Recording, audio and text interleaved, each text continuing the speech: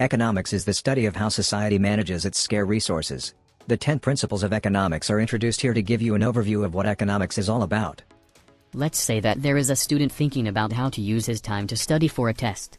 He can spend the whole day studying economics or psychology.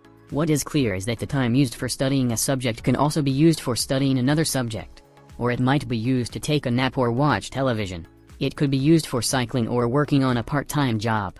Here we have a husband and wife thinking about how to spend their family budget. They can also save money for the future. If they spend more money on one thing, they will have less money left to spend on the other.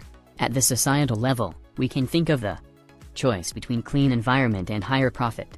Regulations put in place to prevent environmental pollution push up production cost. Increased production cost affects the players in its economy. Regulations on environmental pollution ensure clean environment and health.